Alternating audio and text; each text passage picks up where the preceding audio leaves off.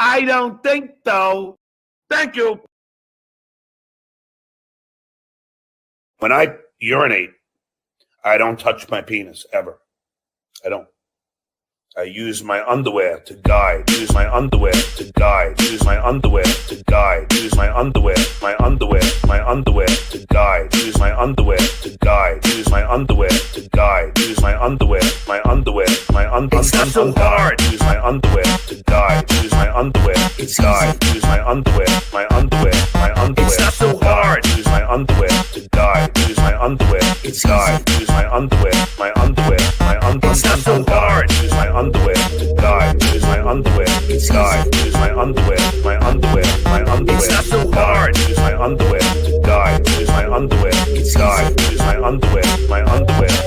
It's not so hard. Use my underwear to guide. Use my underwear to guide. Use my underwear. It's not so hard. Use my underwear to guide. Use my underwear to guide. Use my underwear.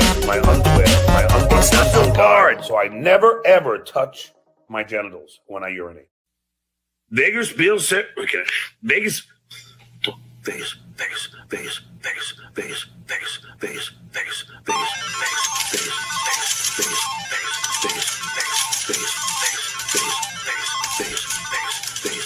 In Vegas.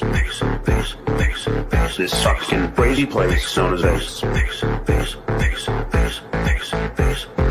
Vegas. This fucking Brady place known as Vegas. In Vegas.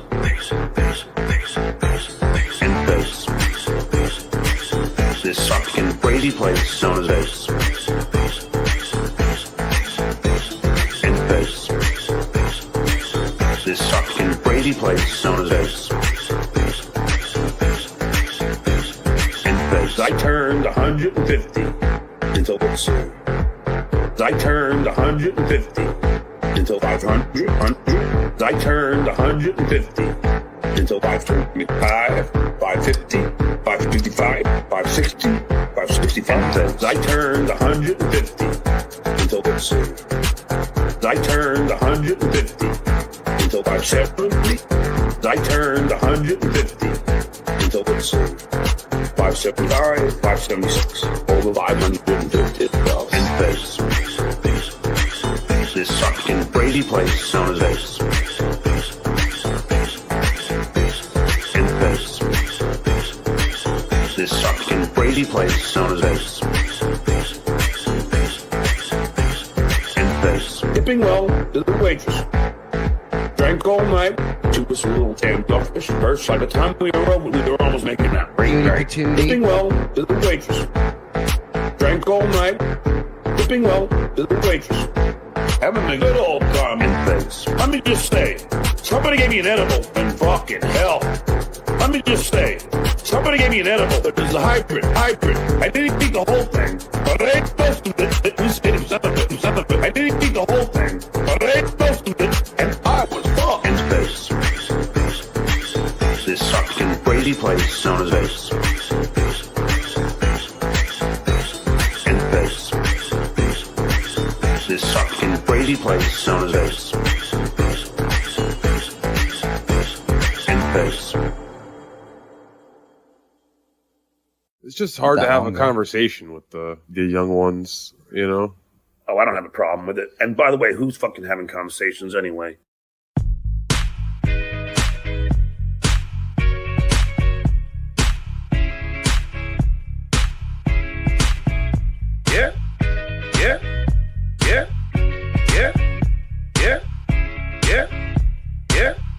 High with the body, yeah. High with the body, man. High with the body, yeah. High with the body, man. High with the body, yeah. Look at this body, that high with the body, man. High with the body, yeah. High with the body, man. Yeah. Where'd you meet her? At the pub on the patio. At the pub on the patio. Where'd you meet her? At the pub on the patio. At the pub on the patio. one brunette, one blonde. I choose the word that made their can chicken, and then we had sex, and then we had sex, and then we had sex, made their can chicken, and then we had sex. This girl, Tammy, was from New Zealand, banging on the fucking walls and the ceiling. She was so loud, like, be quiet, man. Banged her head against the fucking door jam. She would time me up for like a half hour. Every time she came, I swear, she sang opera. Bad enough, they fucked my mother. Baby, I'm sorry, but I'm a real good lover. Body, yeah? I with the body, man. I with the body, yeah? I with the body, man. I with the body, yeah? Look at this body, then. I with the body, man. Body, then. I with the body, yeah? I with the body, man. I with the body. Run to the car, I pop a dick pill. Run to the car, I pop a dick pill. Run to the car, I pop a dick pill. Pop a dick pill, pop a dick pill. Oh, come on, man, she's so fucking hot. Oh, come on, man, she's so fucking hot. Oh, come on, man, she's so fucking hot. She's so fucking hot. She's so fucking hot. Look at her in a little fucking Lululemons. Look at her in a little fucking Lululemons. Look at her in a little fucking Lululemons. Lululemons. Lululemons. And then when she gets there, she goes, oh, I didn't realize you were Stuttering John. Holy shit.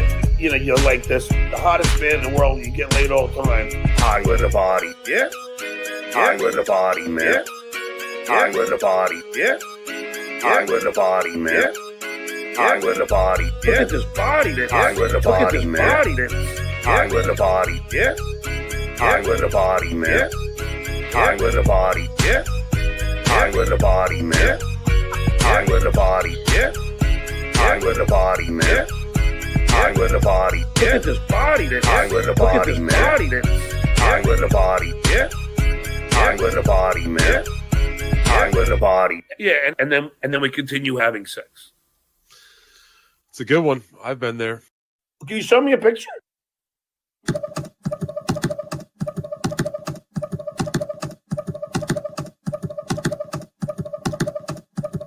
I told the world, dogs, fucking cowards. Dogs. I told the world, dogs, fucking cowards. I was bullied as a child. I was bullied as a father. But in elementary school, that is an act of violence. They all hate fucking with my guests, fucking with my friends, fucking with my family. That is an act of violence. I told the world, dogs, fucking cowards. I told the world, fucking cowards. I done with WhatsApp, I done with kids' name, I done with Facebook, I done with Instagram, I done with LinkedIn, I done with phone number having a bit of war. I done with WhatsApp, I done with kids' name, I done with Facebook, I done with Instagram, I done with LinkedIn, I done with phone number having a bit of war. I told the world, fucking cowards. I told the world, fucking cowards. I'm old school. I don't believe in anonymity.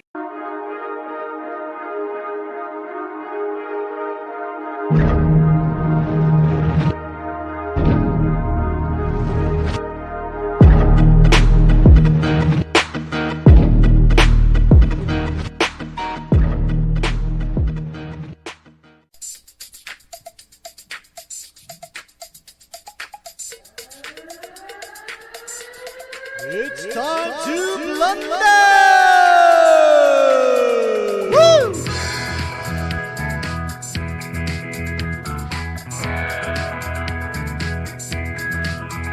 The Blunder Years, back before all the beer made him age 50 years. What a tragedy. The Blunder Years, just before that buffoon went and totally ruined his career. Let's cheer.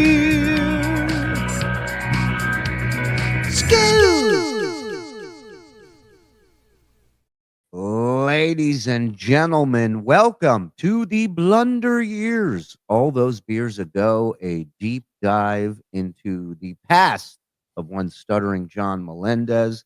Joining me tonight, a man who needs no introduction, but will get one. God damn it.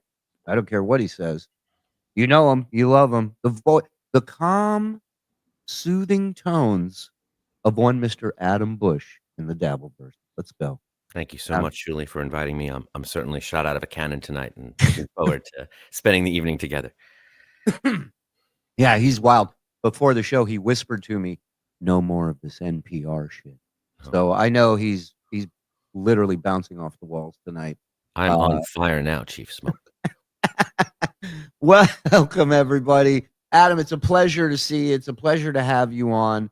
As always, I know you like the old school stuff, so we got quite the selection for you tonight. I want to get to the people who are so generous and have been this entire month. We're only 7 days in, and the gift-a-thon is out of control, so much so that the man who has claimed everything here is fake, memberships, super chats, etc., according to my sources today, filed a report on us at YouTube to get our channel struck or possibly taken down for an illegal contest. That's right. Yes, these aren't fake anymore. But here's the thing, folks. There is no contest. It's a gift-a-thon. That's all. That's all we're doing. Look at it. This is people's joy of Sesmas as of December 7th. Mike, my future looks bright, is destroying at 240. The Johnsons, Dill Dog, Night Queefs, Jeopardy Ace, Reels, Takedown, Rick's Wings and Rings, Dodo, Maggie Lynn. They're all here. They're all gifting. The content, what's the prize? Apparently, it's upsetting John. So by all means, what better gift than pissing that guy off? Feel free to gift a membership. Turn on accept gifted memberships because they're flying out of here. So get yourself one. The link is in the description. Click on it. It'll take you to your settings. Turn it on. These are the last days. This is it. He's shutting us down. So make a statement. Let's go. Let's get them, everybody. Or sign up yourself. Or just don't. Just hang out. Or be like Mike and drop another 20 bomb in your face, John. What do you think of that? Suck my dick. I'll suck your dick. Oh, hey, beautiful man, me. Now, what is the charge? Is it that you can't have a contest that involves donating money? Is that Correct. The accusation? Correct. That is the accusation from one. Well, you know, John, he studies YouTube's terms of service day and night. You know, he really knows his stuff. I have a feeling it might have been a lawyer friend of his that kind of put that legal idea into his head that he has now run with. You know, speaking of this lawyer friend, if I know we don't usually tackle the current stuff, but I thought you guys would enjoy Vince sharing yet another screenshot text message between him and John Melendez, where he sent John a picture of him and KC at a Hooters eating wings, watching UFC together. And Vince has never looked more in love in his life next to KC. And John writes him back. These are all texts from John, what I'm about to read you. And he's pretty trash. So look at the love in your eyes, Vince. I'm going to show this tomorrow on my show. You're in fucking love, man. Then some serious part of me, some Indian or something. I'm starving. How about Chinese chicken, broccoli, wonton soup, and pork fried rice? Hello? Dweebo, please. I'm hangry. Sorry. And that's the end of the text exchange. So, as usual, John calling his lawyer friend, I guess in a way saying, thank you for getting me the information about the contest. Now you may buy me a meal for the evening meal. So, that's what's going on current event. What if Vince was like, yeah, we're in love. We love each other. We're having the greatest time. What's the problem? I don't understand. What are you going to say on your show? These two people like each other and also enjoy chicken wings. And what did he say? He said some serious part of me? some serious part of me. What I think he was trying to say. Is that like his memoir? What is that? What I think he meant was there's a part of me that wants some Indian or something. I'm starving. Some part of me. There's another part that doesn't, but I'm acknowledging the part now that does. There's another part that's fine with chicken, Chinese chicken, broccoli, wonton soup, and pork fried rice. Gives his full order, no drink, which doesn't surprise me. He's got that taken care of at home. So orders in. Hit the bell. There's also another part of him that is raging with jealousy over the fact that Vince can have a healthy, fun, reciprocal relationship with a former employee of the Howard Stern show that seems to benefit both of them and be like a delight, a fucking delight. Well, and you ask, what's the problem if Vince were to say, yeah, we are in love? And the problem is he's not in love with him. John really, at the end of the day, is just jealous at the fact that Vince, like you said, is hanging out and having a good time with this guy. And with him, he knows in the back of his mind, maybe even in the front of his mind, there's always something attached with hanging out with Vince. There's always at some point there's a video of him going through your pants that you didn't know about, or he's telling stories about stuff you didn't think was going to go on the air. For Vince, it's a work thing.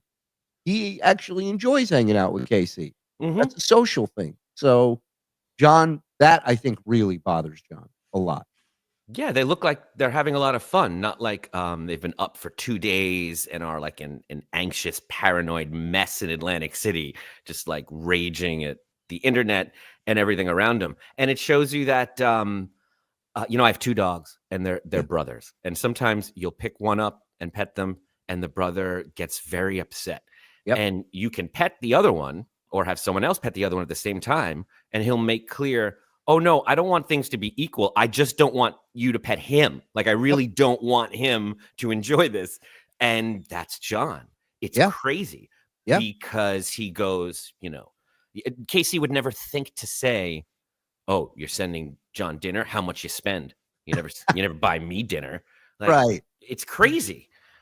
Well, that's why I can't wait for tomorrow night. We're going to go over that Clay John spat from the other day. That was such a great episode when they both aired out all their bullshit face to mask and really, and then you're just waiting for Clay to do, double birds and walk out, drop the mic and leave. And he just stayed there. He just stayed there. It's an amazing thing to see. He's a good friend. He brings you to the point and then it's up to you now, buddy. Like, I can't make you see the light. You have to make this choice or not, but I can, like Feldman, I can bring you. You got it. It's up to you now. And John's like, fuck that, the other way. Yep. Been watching Fish. Hey, C-Mox, 20 months. Good to see you, pal. Been watching Fish Tank for the past 6 weeks. It finally ended. Did I miss anything important, guys? Nah, business as usual. Really, Shuli? Come on, man. Do it, dog. You know what's up. Saturday Blunder with Adam. Let's fucking go. We're going. We're doing it. Cool Opie. I'm a huge fan of Cool Opie, man. Gifting one. Let's go. He stacks Calhoun. Thanks, Cool Ope. Mary Sesame, slang him. You know what I means, boys. He's the cock meat sandwich guy. That's Wes Little. And a bearded dragon guy, by the way. That's on his head. I don't know what any of those things you just said meant together. One's a reptile. The other one's a sandwich with cock in it, I think. Oh, thanks for clearing that up. Now hey, man, we both can learn from each other, I'm trying. Don't have to be hostile. I'm trying to keep up. Maggie Lynn, my dear, thank you for gifting 10. Suck my dick. I'll suck your dick. Oh, hey, beautiful man, meat. Thank you. The Dung Show gifting 5. Thank you, I'll be on Dung a Show. prowl. Be on a prowl. He's the protagonist. Thank you for all the laughs, gents. Cheers to all of you. Cheers to you, Mary Sesnes. And he's the protagonist, gifting a membership as well. I'm a cum Thank pig. you.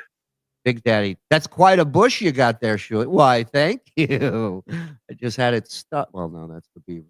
Mary Sesmes to the Dabbleverse universe, the Shuli Network frog. Don, hey, Don Cannabis, please have a little King of the Road by Glenn Miller. Love you.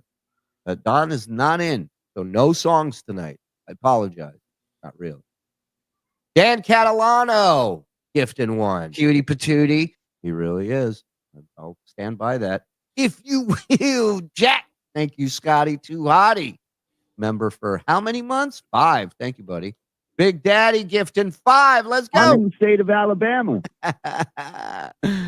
Level 72 Wizard gifting 5. Let's go. Jesus wept, Mike.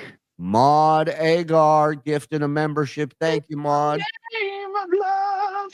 Dirty Dingles gifting a membership. Thank you. Bobcat love. Black Ops and Blunder. Fuck yeah. Let's go. This is my name. That's a nice combo.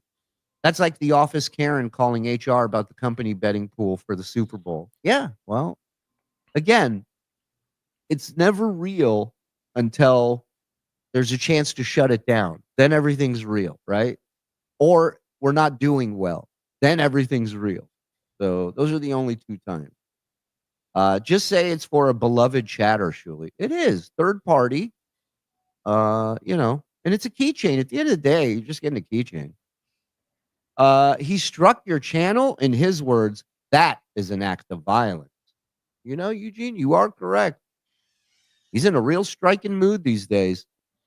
Here are your... And that last one is like the alphabet. You can't say that sentence without saying it in the rhythm of the song. You have to say that is an act of violence.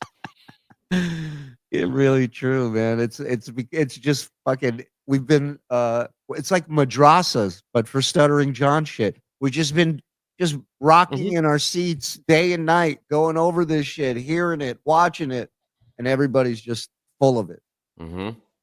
Here are your Uncle Rico hosts before and after. I don't know which way your screen's set up. It got to the point where Karl said, coin the phrase in reference to something different, and I said, coin the frame. He's like, what's happening? I was like, sorry. Everything I hear now is... You can't say it without saying it that way. I'm sorry to embarrass you in front of the biggest celebrity in the Dabbleverse, but I cannot support an illegal contest. Not cool, guy. Jess, wait, don't go, Jess. Thank you for taking a stand, Jess. Thank you. Wow. That's like, I was thinking today about John. John believes in... That's better. John believes in nothing, He did that whole rap about Chad's brother and like the bullshit apology. I wrote pages on it. It's incredible. That was like a rehab, like the best episode of that show, I would imagine, would be like that, where the person just, what do you do? Yeah. He said all of the answers, and he owned all of them and none of them, and it's one or the other. You're above it or you're not. You can't have all the different ways. And seeing his head spin like that and just not be able to land on something was remarkable. The other thing is, I've watched so much of him that I can tell when he's lying without him saying a word. He doesn't understand he has the facial tells and tics every time he lies. So when he said to him, oh, you said something about his brother, and it's the same time, it's the same way people go, you're substituting, you're this, you're that, and he always scrunches his face and he goes, huh? That confused, what? Full of shit. He knew exactly what he was saying. He had no problem talking about my dead mother. All of a sudden, because it's a kid, it's not right to mock the dead. It's because someone confronted him with it to his face, that he cared about and needed something from in the moment. So he had to play all of it. And we don't have an answer. He still says, I didn't know about his brother.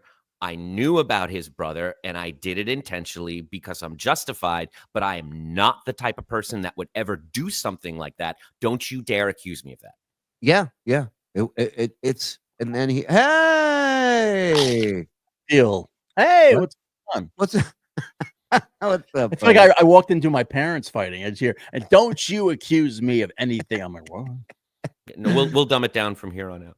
Yeah, don't worry. Hold on, I'll dumb it down. Hold on. We'll slow it down to your speed. Isn't YouTube themselves implicated in this nefarious grifting, since they are collecting the money using their feature? Or am I stupid? No, you're our attorney now. That made perfect sense to me. Adam, do I detect a bit of lip stubble? Bringing back the porn stash by chance. I shave in the dark. Yeah, he's clean. Clean as a whistle. You know who else is nice and clean? Uh-oh. Leaderboard update. Get ready because the Johnsons have returned, ladies and gentlemen, with a 50 bomb. Let's go. Suck my dick. I'll suck your dick. I'll suck your dick. I eat cock. Oh, hey, beautiful man, me. I'm coming, Jesus. Josh and Kim Johnson are not those people in those pictures. That's all made up.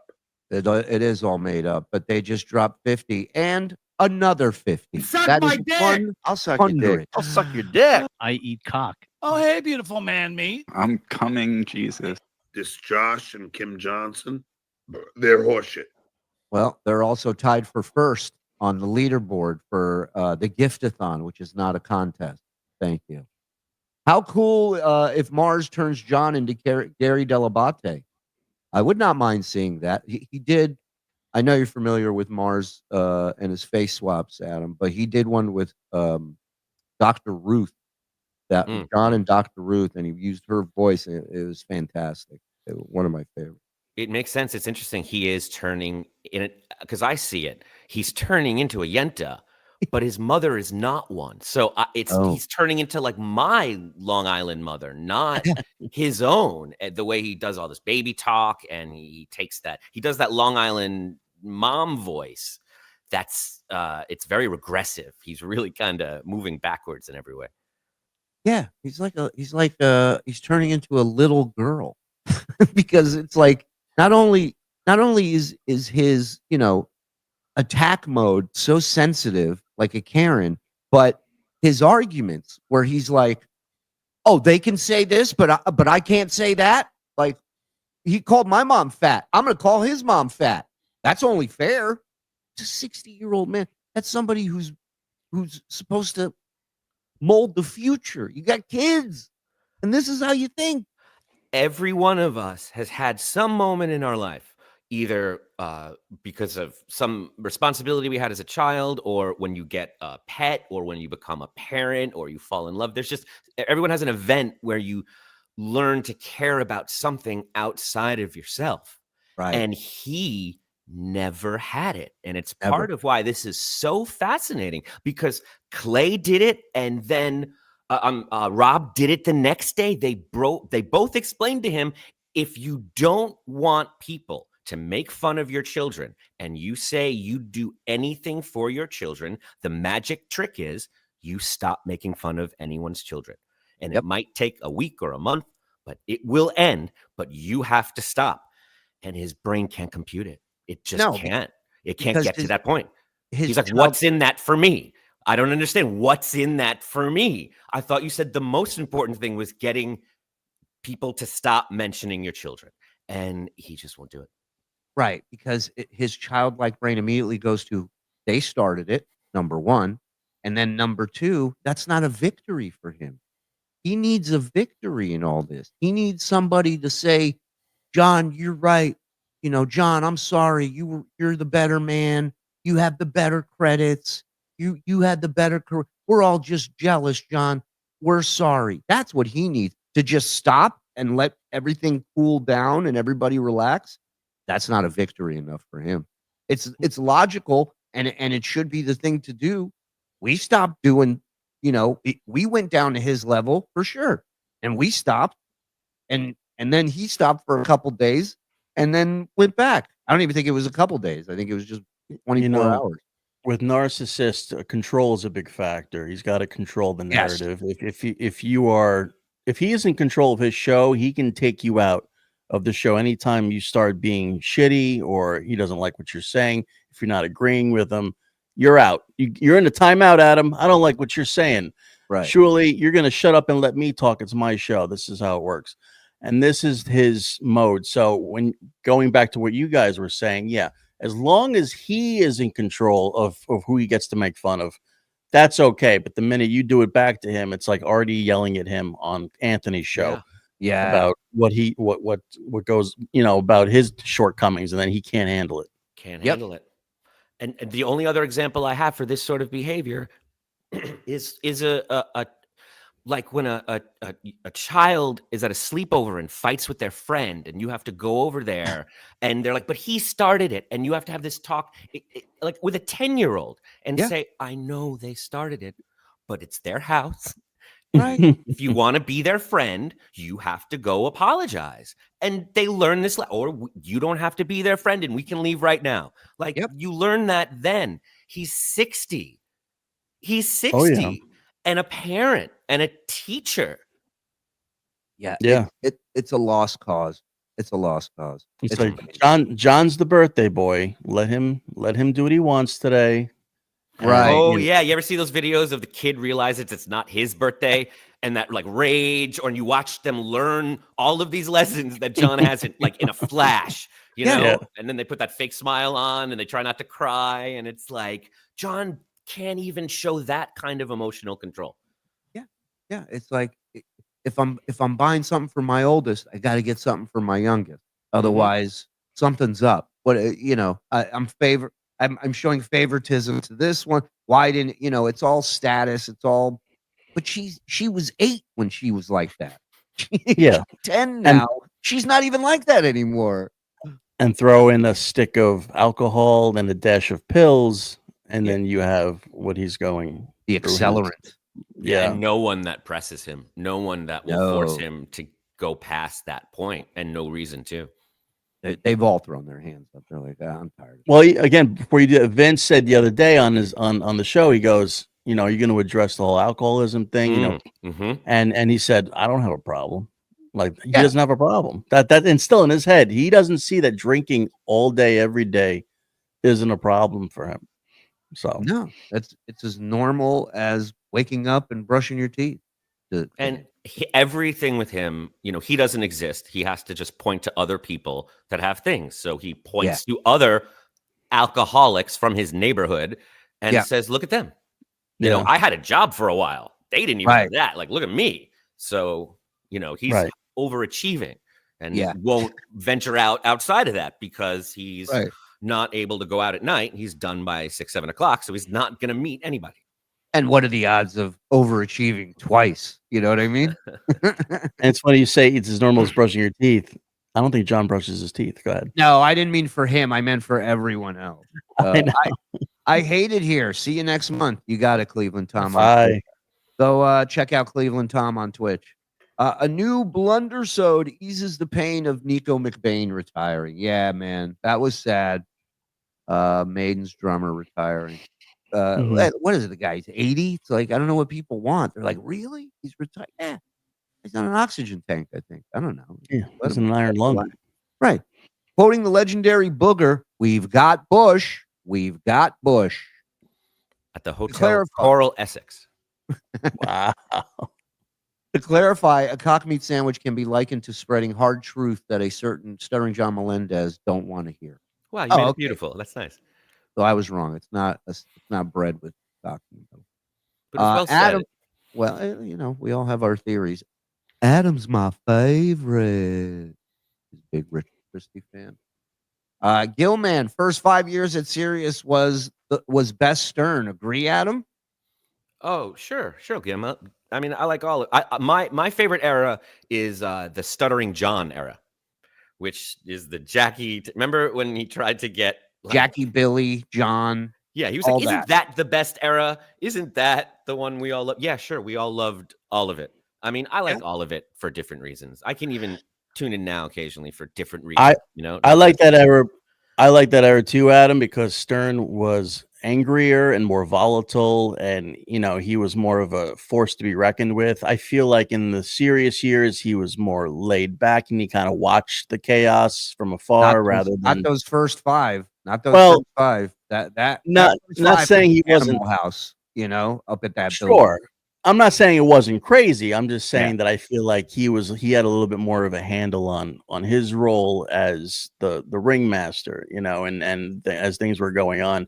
I just feel like that in those Jackie years, Stern was just a little bit younger and angrier. He had a little bit more testosterone in his body. He was kind of that kind of guy. And I feel like everyone got attacked a lot harder in those years than I think Jackie got attacked harder than Artie ever did. Let's put it that way, or or those kind of relationships that people had with Stern. But maybe I'm wrong. That's what I see. That's what I see. It's your opinion, man. There is no wrong answer, you know? It's an honor to be in the presence of the real Dabbleverse celebrity. Thanks for the 15 months of laughs on these long cold days slinging mail. Duke's John Caddick Xavier. Thank you for your service, sir. Mm-hmm. So you two go to the same optometrist? Mm-hmm. Yeah, what's wrong with that? Glued to Adam, waiting for the head shake of disgust. It's coming. It's coming. We're going to start the package here as soon as Mike, my future looks bright, drops another 20 bomb. God my damn. dick. I'll suck your dick. Oh, hey, beautiful man, me. I'm the goat. Frankie, you know I love you. Thank you, my friend, the king of super stickers. Thank you very much, Frank. When he's lying and tries to play even dumber than he already is, it's infuriating to watch. That episode in particular, when he says he had no idea, and then 5 minutes later he's going, look what he said about my family. What do you expect from me? So you did know. Well, no, I didn't know. And then he does monologue jokes that somebody sent them. And he goes, oh, I'm not going to read this one. And then reads it, goofing on the kid dying. So he's just, and he was getting more and more, wasted as the show went on. So that's why those moments pop out, He forgets that he was pretending earlier. This is when he's drunk. I love when he's drunk on it because that's as close to being at the bar with him as we're all going to get. That's the rap. That's why nobody fucking wants to sit next to him at the bar. If John lived back in Long Island, you think all those guys would hang out every Friday with him at Sal's? No fucking way. No. Somebody's got to jump on that grenade and listen to those fucking stories every time. I bet at the bar or on a good night, he's fun to hang out with there. Because like when we looked at that footage of him at Sal's, I'd never seen him happy. Like I'd never seen him actually listening to what the person was saying, because he wasn't afraid of shrapnel coming at him at any second. He didn't have to have his finger on the porn bomb button and just like listen and act and constantly be overacting. Like, and I think that's what he refers to when he says, I'm a good guy. Sure. I bet, in your element, you're fine. But the fact remains that he's running out of things to accuse you and Karl and everybody of. And it's kind of boiling down to a couple little things. They make fun of my kids because of you said my kids look like Baba Booey. And I mean, he's really resting like the last 4 years of his life and ruining every relationship he's had over the fact that someone said that. And just the other night, Cardiff played on Rumble one of John's gigs, and in a song where he's doing Louie Louie and ragging on every member of the Stern Show, he talks about like Baba Booey I hope he doesn't have a kid because that kid will be a dog or something like that, or that kid will walk on all fours. Yeah. So why is that okay? Because it's sung? Because it's a musical? Like, why is that okay? But what, saying the kid has a resemblance to Baba Booey is beyond the pale? That doesn't seem to make sense. And I'd love to hear him try and answer. It's a different time. I guess that's what it is, right? It's a different time.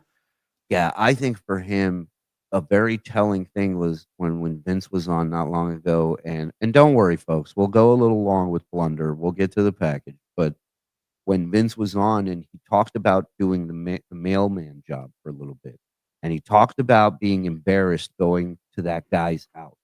And Vince said, why? And he goes, well, because he's this ball buster. Everybody. What that said to me is that this guy breaks balls the right way. Everybody seems to be okay the way this guy busts people's balls. Or maybe they're not, but he's a guy that he's like a Yoda to John. He's this guy that John's always wanted to be. And he got a taste of that on the show with Gary. He was the guy that always started the hammering on Gary and everybody would jump in. So part of it's delusion, part of it's living in the past, but all of it is in his mind. He wants to be the guy that goes, don't wear that shirt around John. Don't let John see you in those shoes. Nobody says that. John's end up being the joke the whole time. So nobody's worried about him busting. Plus, he doesn't. He just goes after family. So there's no ball. Right. And that's where John is at the bar. He's the funny one. He's in the middle and everybody is around him and he's holding court and he is the guy. He's like, and again, when you saw that passing camera guy go around him and he goes, yeah, I'm not a big celebrity, but and he's going into one of his little anecdotes or stories that everybody's heard, and they're like, nobody's attacking him, like Adam said. Nobody is throwing insults at him. Hey, how's your kids, dummy? You're a bad father. None of that. He's there. He's in a safe place. He's drunk. His friends are around him, all his 7 feet tall friends, and he's such a little guy right in the middle, 5'2" John, just sitting there like a little baby Jesus in the nativity scene of his friends. And it's so beautiful.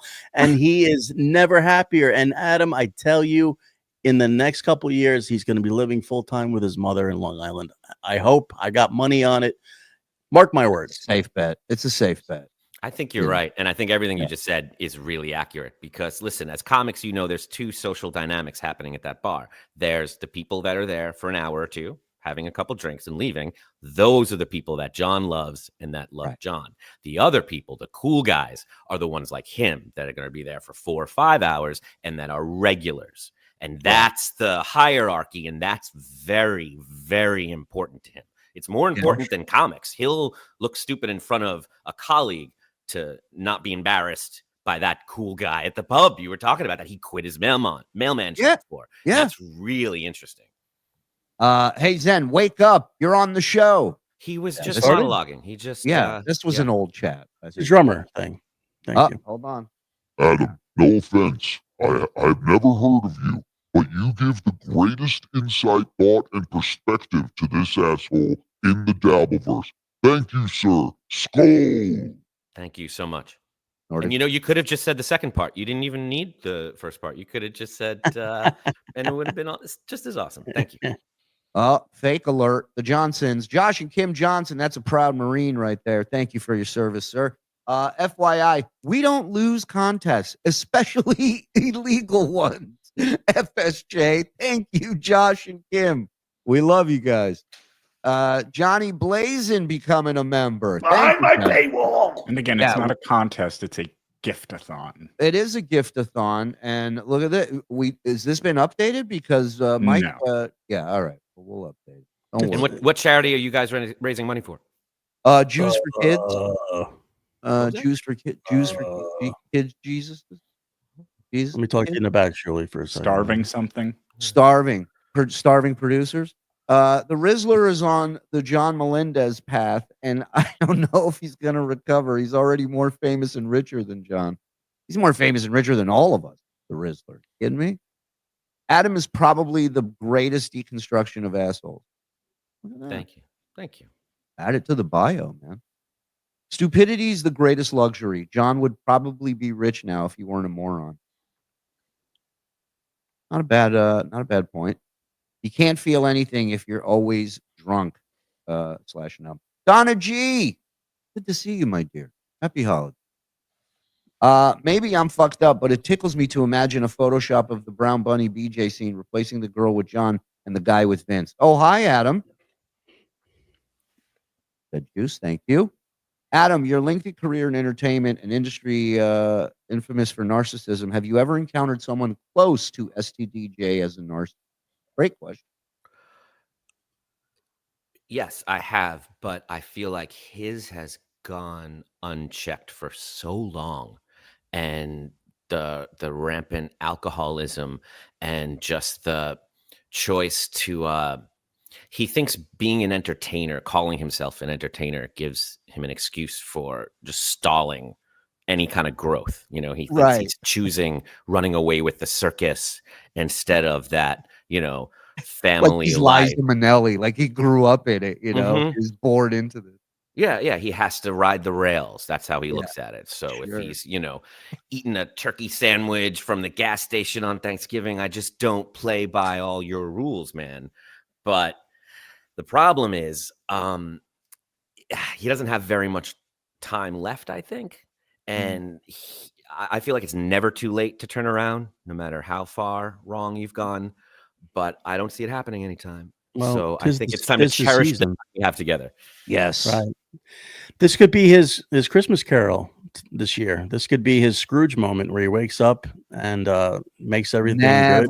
That is the and right longest of dude. That's the longest of long shot bets in betting history. That would be unbelievable. Well, maybe Good if we point. told What time him, is it?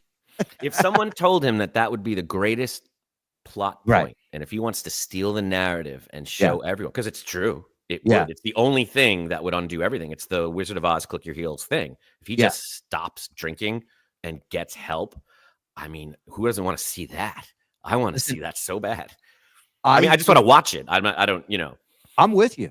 But I think the only way that message gets through is if the woman is naked, spread, and and telling him this with her vagina showing. Like that's the only way it's gonna sink into this guy. And then he's still not gonna do it. But I think that's the best shot you got. So, ladies, just give him that. It came up recently on that same Cardiff episode where Royce, his old co-host, was talking about. He actually was like, "Man, you might remember how we talked about not listing your resume all the time." And I was like, "Yeah, I know you told me that," and then he listed it. Yeah, as a defense. It's like, wow, people have been wow, that's amazing. It's a long time. He's made his choice. He doesn't want any notes. He's not taking notes on this season. Diz 5, what a lineup. Big fan of Adam. You guys should revisit Stuttering John versus Revenge of the Sis. Love the show. I'm Israel. Hi, let's go, Diz. Thank you, brother. Revenge of the Sis stuff. Yeah, I don't think we ever watched that stuff. So no, I'd love to see that. That's right before I jumped on. So I haven't seen a lot of that stuff. I would love to. We'll start putting that stuff together. Cleveland Tom on Twitch. I'm ashamed to say this, but I have imaginary conversations with John driving around. I can change him if I can just get him to listen to reason. I mean, that graveyard is full of people that thought the same thing. Not every house is a flippable house. Well, we all know addicts. We all know addicts, and we all know that you can't do anything to make them change. They have to hit that rock bottom. But as we all have seen with John, he has mining tools. He just finds another bottom to hit. It's I've never seen anything like it. That's why I think everybody is just always tuned into this show, because they're just, what rock bottom is John going to hit this time? Yeah, it's riveting. It really is. And it's perfect for him because he sees the views and he goes, I'm the shit. Look at how many people are here watching. Like, and they're like, it's like NASCAR if there was just crashes. That's what people are sitting in the stands for. That's what everybody's in the chat for. To see the fiery wreck in turn 4, to be there and go, I was there live when that happened. It's just a NASCAR race with just accidents. That's it. That's all it is. There was I'm sure we'll see an example of it soon, but there was a moment on an old episode of the Howard Stern show where John was telling some story and he mentioned a woman, and Howard said, he stopped him and he's like, was she hot? And then he laughed, and he laughed at himself he was like, am I really being that guy right now? Am I like all of you out there? And like, it was a real radio moment, and it was so self-effacing, and he laughed at himself, and John without blinking launched into the most just like, physical description of everything he could think of down. And Howard was laughing and John was laughing, and John doesn't understand two things at the same time. So he couldn't get that Howard's not laughing because you're being so funny and your description is so funny. He's laughing because he's being this kind of man and this kind of person that is less than in this moment. And you're not even for a second. You're just like, oh no, I'm that guy. And giving Howard what you think he wants. And that's the joke. It's on you, John. And that's okay. That is a skill. It's a straight man thing. Just own it and stop pretending or having to believe that you were the puppet master of all of this stuff, Yeah. Like, one of my favorite calls that I ever made to the show was after Robin was on Who Wants to Be a Millionaire. And she brought her friend on the show, which was Matt, who was better known as Bigfoot. He was the guy from Big Fish and Bubble Boy, I think he was in. But Matt is like this 7'8". He's just like, bent. in the seat. Looks like a giant. And I didn't know they had clips ready to go of Robin on there, but that was my topic on the phone was I watched Robin on Millionaire. And the reason why it's one of my favorite calls is because John was making me laugh so hard. It's and he wasn't saying anything. He was just laughing. He was just busting balls with his laughter at Robin. It was pissing her off, and it made for such a funny segment. And that's what he was great at. That's what he was really great at. Is just he was like lighter fluid. There was a little flame, and then John came in, and it went whoosh. And You that have was great. a family It was great. dynamic, and you're having Yeah. a discussion or an argument with the family, and you see one family member look at the other one and give them that look like, Yep. get a load of this guy, and you're like, don't do that. Don't laugh. You think you're laughing with them, and Robin is trying to explain to him what I just said, and he doesn't, he doesn't know where the joke is. No. All right, let me jam through these. The worst is Pussy Boy. It's directed at night. He's butthurt. I don't think that it is, but it's definitely something someone has had to have brought up to him and be like, maybe you shouldn't use that phrasing, but again, one thing we've learned, family is not the most important thing when you have to yell that out, 3 times a month on your show.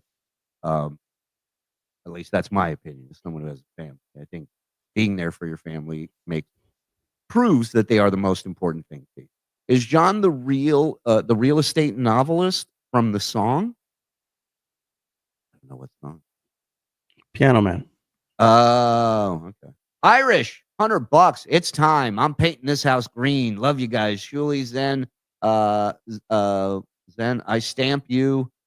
What is that? Irish. Thank you. Yeah. Oh, hey, other guy. Mr. Busch, you've muted yourself. Yeah.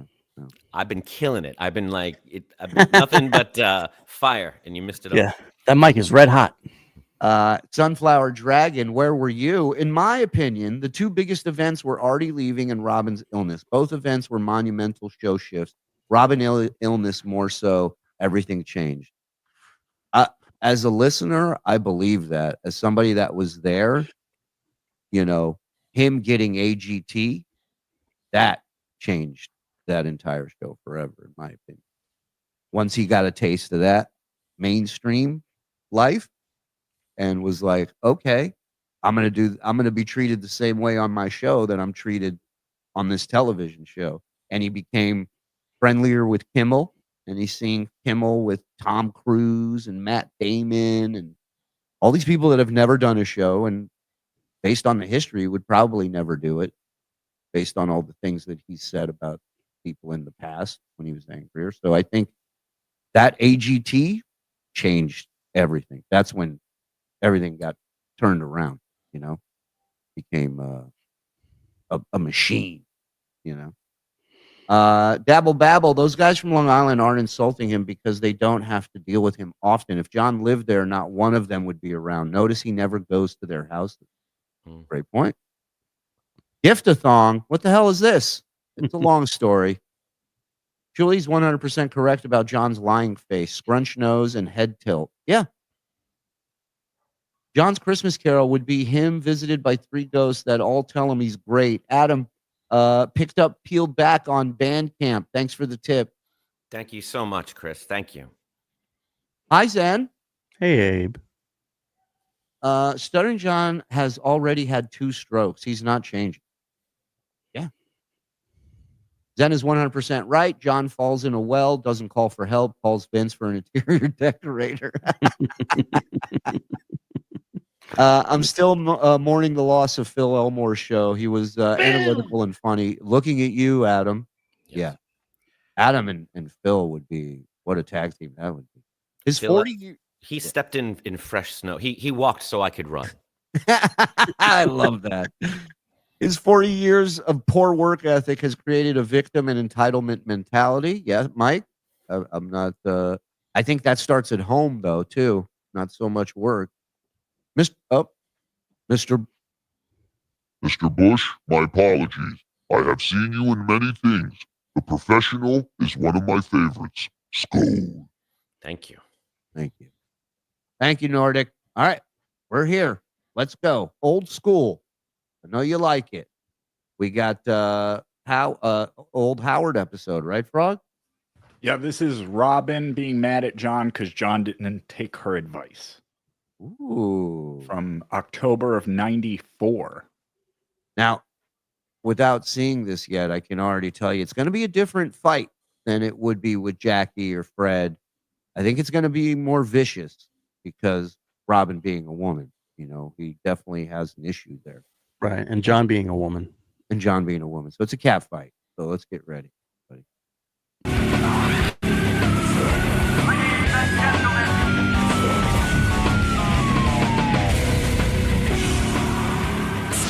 Hey, where is that idiot Stuttering John? I forgot to talk about what a schmuck he is. Oh, no.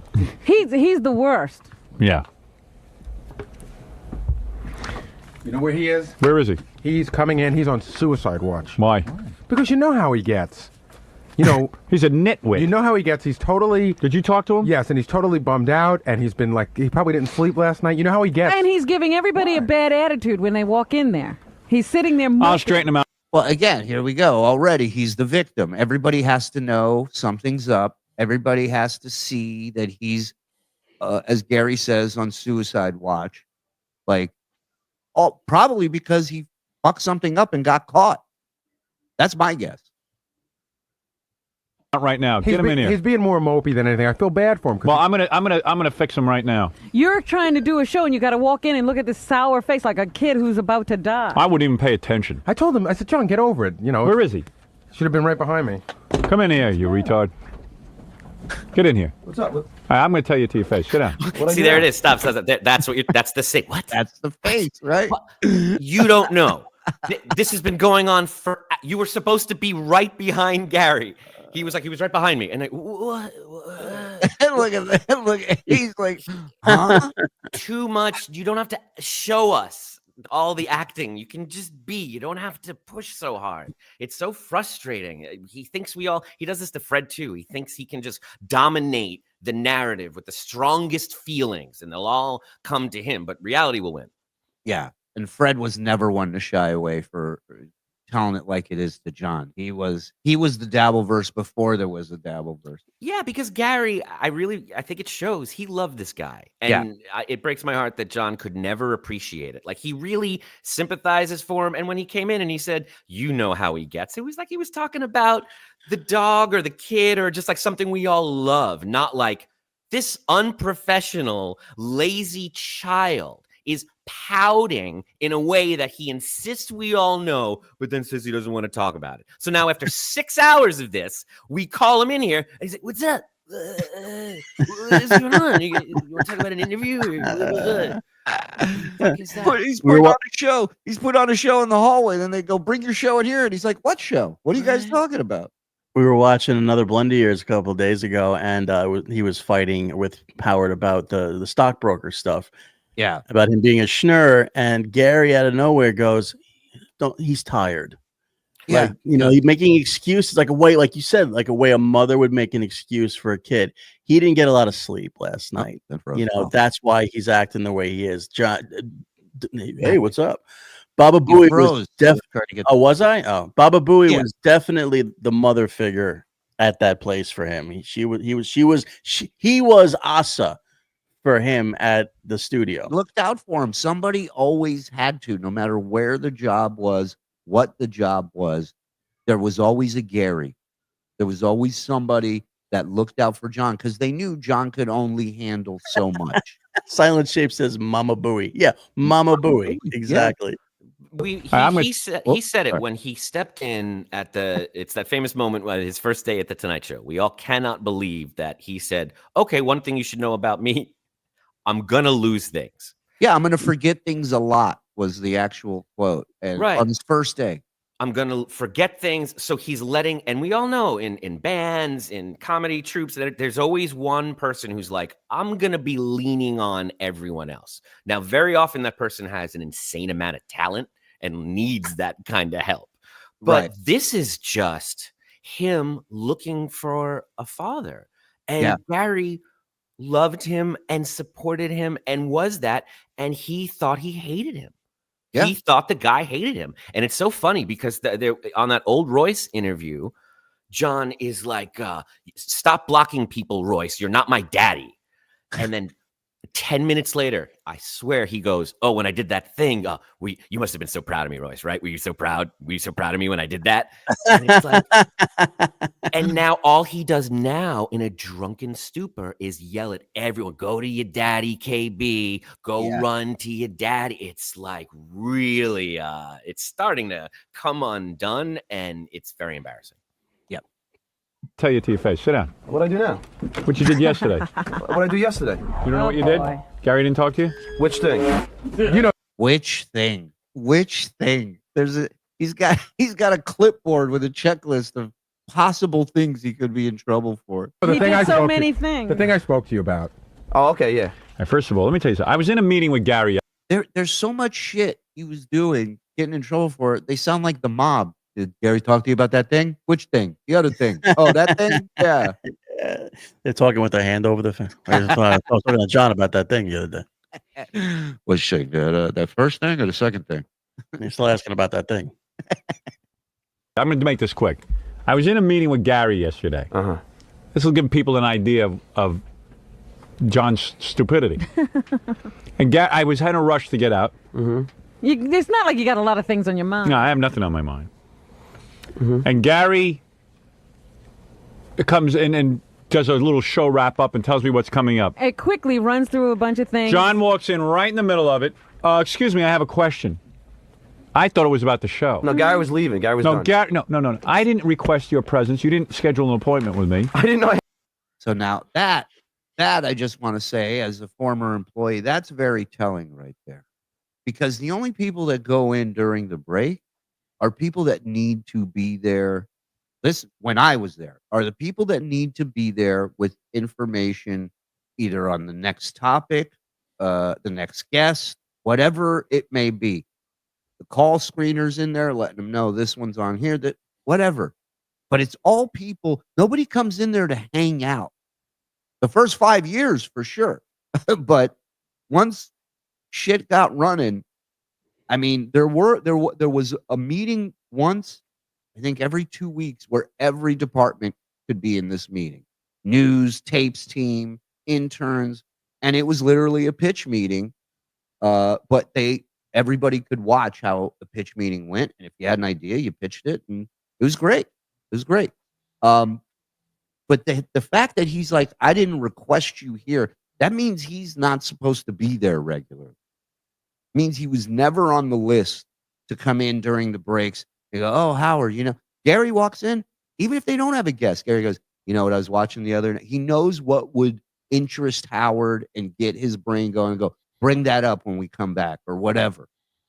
He was never a part of that. He was never asked. This is a NASCAR race, and the car stops for a specific amount of seconds, and everyone that needs access to that car needs to get to it. And John is moving people out of the way to discuss the color of the interior and whether we want to add some, air fresheners. Yeah. It's like you're golfing and the people in front of you don't have a cart and you do. You're going to be waiting. They're going to be taking their time, Yeah. And I kind of had a feeling that's how it was at the Tonight Show as well, when he was there at a writer's meeting, going in and not getting any work done or keeping people from working, and that became very apparent as well. Yeah, like you're pitching a monologue jokes or something, and he's over there making his monkey face, and you're just like, out of here, what are you doing? And if you look at that wedding tape, the wedding tape where he does that monkey face, and Gary's the only one laughing, and Gary is laughing, and then he looks at everyone else, and he gives them that, isn't this funny face? Like, isn't John funny? And Gary was the only one who thought so, and John hated him. Yeah. Yep. First one to attack. Of course you do. You're going to discuss business with me. Okay. So in the middle of Gary talking, and Gary was not done. You were not done. Yeah, you gotta be honest. I don't remember. Yeah, I was getting up to go to do spots. He wasn't done. He wasn't. Just because he was getting up, you were putting a tape in the machine. I don't remember. Yeah, you remember. I really don't, John. I think Gary wasn't. I think he was just starting Bohemian Rhapsody when John walked in and interrupted him.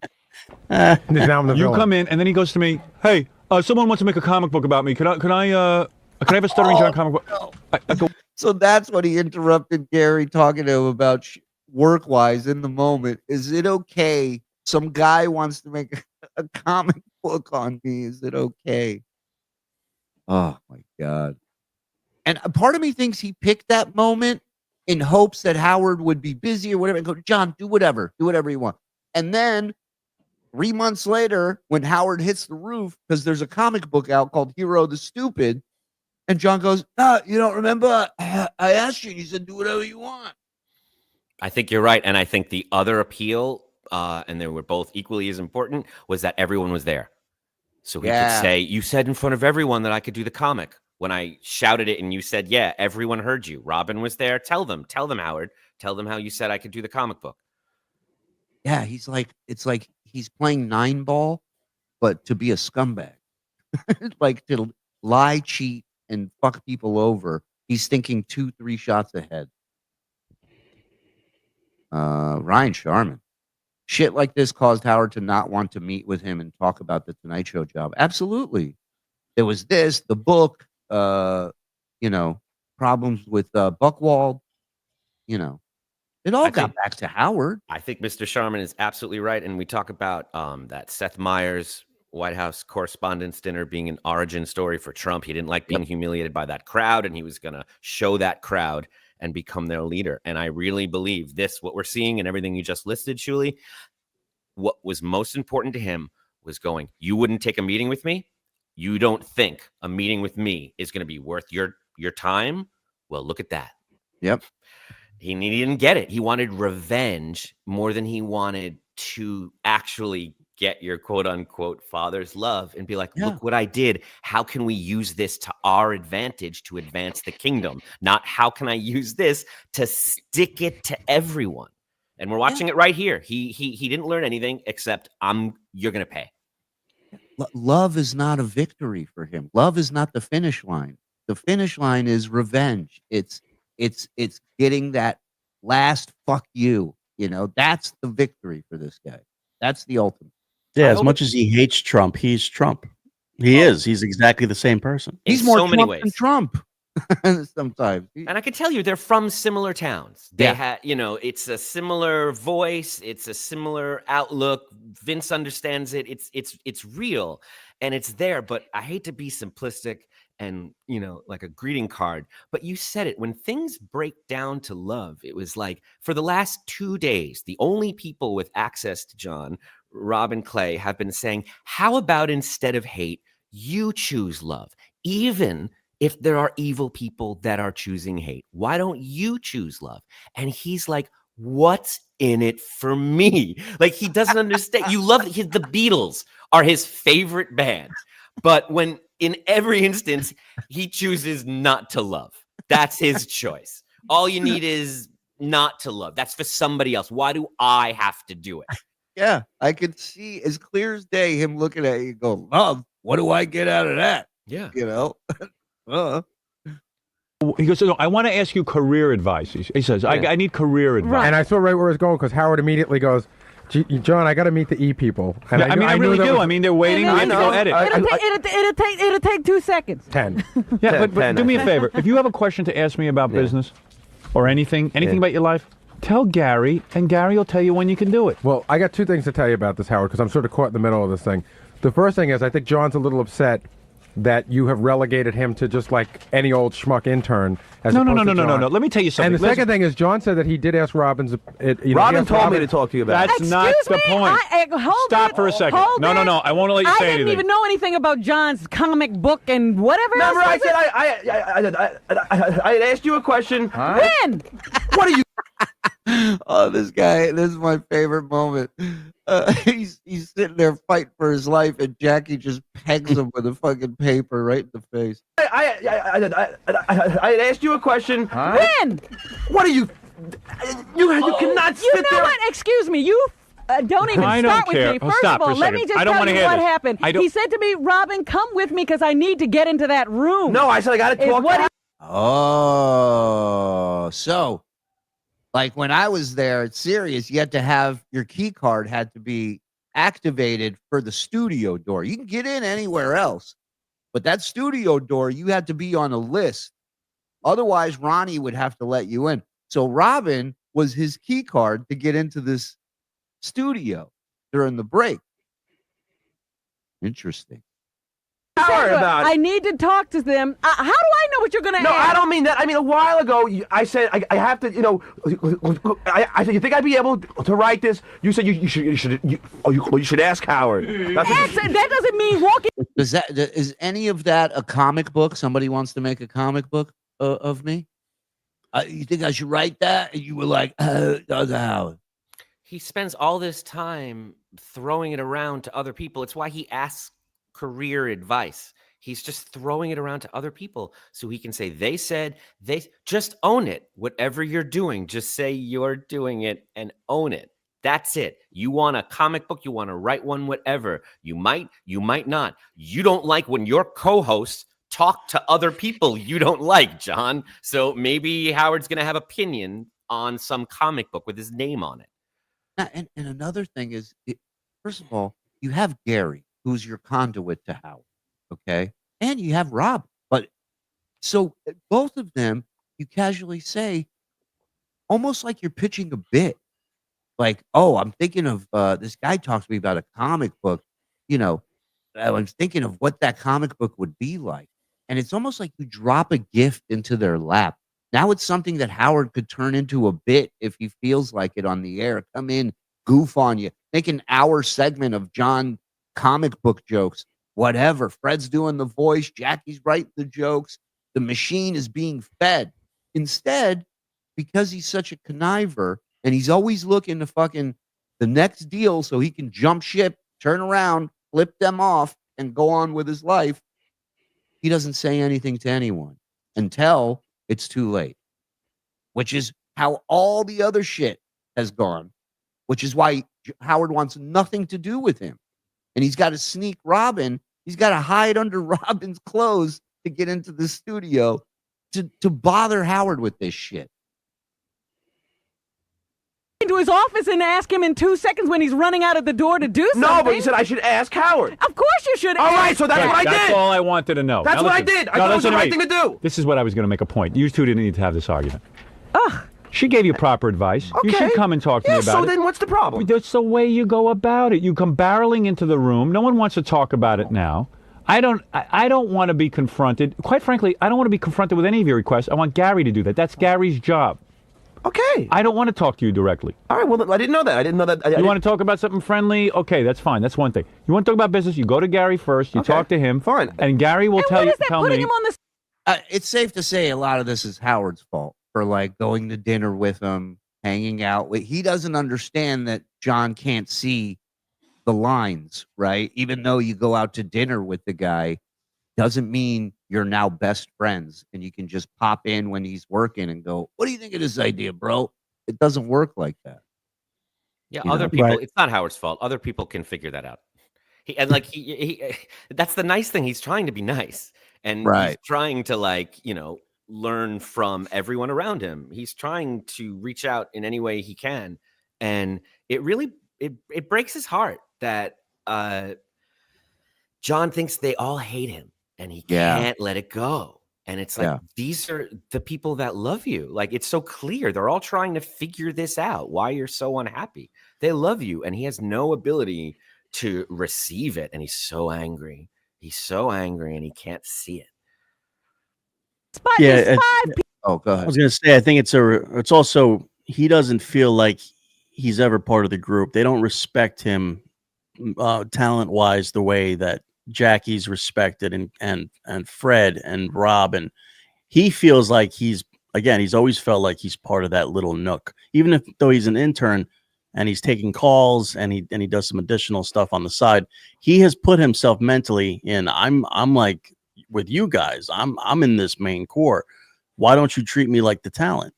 And they're like, you are good for what you're good for, and you know, be the guy, be the stunt boy, be the guy that we need when we need something silly done. He doesn't understand that, but what he does understand is he understands buffers. He understands that if he needs to steal $100 out of Robin's pocketbook, he gets Gorilla to do it for him. Right. He knows that if he's got to get into that room to talk to Howard, he gets Robin to get him in. Yep. So when something shitty happens, Robin told me, Robin got me in. You know, he's always got somebody to let it fall on. Rob, I'm not going to shut up. I will talk. God damn it, Rob. No, what's happening here is, and I think we saw a lot of the Wack Packers deal with this, and it's a very unique problem. He has no understanding of it, but he was a phone screener for a radio show, which is a low-level position, but he was also famous. And he doesn't know how to handle those two things. And if there's anything Howard is responsible for, it's that is a difficult thing for people that you chose because they were mentally unstable can handle. And this is actually a unique kind of fame. Like kids now, you're born, you're aware of going viral and going away, but this is, a monolith. This is a block of, millions of people that are not passive listeners. They are aggressive. And a name that is mentioned in these 4 hours will get millions, hundreds of thousands of hits. So his name, he became famous, but he's working this low-level job. Everyone around him has money. He doesn't. Everyone around him has a title. He doesn't. And since he only compares himself to people, there was no one to compare himself to. So he's like, well, then I'll pretend I'm with them up here because I don't want to be with you down there.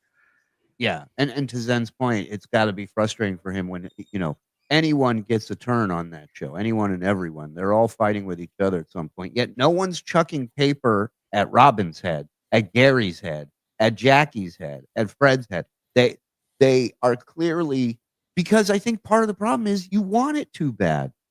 You don't, they can smell it on you, dude. And you're not, it doesn't work that way. You don't become part of the inner circle because you want to be part of the inner circle. You don't become a paid regular at the Comedy Store because you want to be. You do the work. That's it. But he was always insulted that his name isn't up there because he was on the Tonight Show. That's not who gets their name up there. People sitting there and you bring this up. Yeah, here's your comic. No, because The Adventures of Stupid. Yeah. There it is. No, how do you know the title? There it is. No, but Robin, I just, you know what? Let me tell you something. I'm not because no, you know what it is. If I would have got along with you, no, I don't want to be alone with you. Exactly. That's why they were better. I don't. I want you to talk to Gary. Why does everyone disrespect Gary here? I don't disrespect Gary. I just. Robin, you told me to ask Howard. That's a very telling thing too. If I could be alone with you without somebody getting in your ear and telling you that I'm full of shit or showing you that I'm bullshitting you, if I could just manipulate you free and clear on one-on-one, things would be so much easier, right? And any opinion you have on me that's not positive is the fault of someone influencing you. So I have to combat that and get my own agenda in. You tell me if I'm making too much of this, but like, did Howard draw something for John during this argument and sign it and hand it to him? Like, I know that it sounds silly. Only people like Bob Dylan, Ray Fiennes, like Picasso, great Dan Byrne, great artists are known to like, I made you this drawing. And it doesn't matter what the dinner was like or whether they said a word. You're like, oh my God. Like, while he's shitting on him, for lack of a better term, he drew him and signed it and handed it to him. And he didn't even receive it it meant nothing. I'm sorry. If I'm having an argument with anyone and they're like giving me a portrait of me while it's happening, two things are being communicated there, which is like, I'm giving you shit, but I love you. And all he feels is vitriol. It's awful. Yeah, it's wild. Like, I remember when they were changing stuff around and changing the not studio, but the back office and stuff. They were getting rid of all the old shit. And one of the things they had were the history of Howard Stern posters. They made like movie posters, big and beautiful posters. And there was like one signed and there was 3 of them. And they're like, we're going to throw these out. Anybody want them? And I'm like, yeah, what are you fucking kidding me? Of course I want that. That all it had was Howard's signature on one of them. I took them all because that guy is regardless of what you think of him now, the guy revolutionized the fucking industry. He is the the shit, man. He's the king of shit mountain, that guy. Nobody could ever take that away from him. And I can't imagine him drawing something with his right in the moment, signing it and handing it to me. The fuck, man, that's amazing. That's amazing. I've heard about this popcorn tin. I know all of the flavors. I know the shape of it. He still has it. He had no idea. Anytime somebody says, well, Howard made fun of you all the time, he could say, yeah, he also drew me and like signed it. Like he doesn't even know this happened. Nope. No memory of it. You haven't lived until you got into a screaming match with Mike Morse and you leave with a caricature of yourself. It is signed by Mike Morse. It's an unbelievable experience. I wasn't even playing tennis, Mike. What are you doing? John would have sold it for I framed him. I have him hanging up in my area here. Does that mean you barrel into his office? You don't know how to get to Howard? What am I rolling? You wanted my real answer in front of Robin and Gary? You wanted? You don't know how to conduct business at all. That answer I gave you yesterday was not my answer. Oh, well, I didn't know that. Because I went and. If you want my answer on it, I'll meet you in the back. Because I told him to start the presses right after I walked out.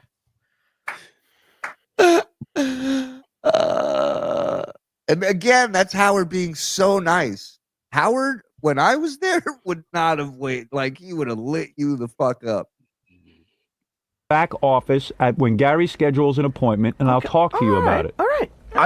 First of all, Gary came and said, "I just don't come to me when in front. I'm talking to Robin. You know I have to help Robin with the selection of her publicity photos. You know, Robin. And you know what?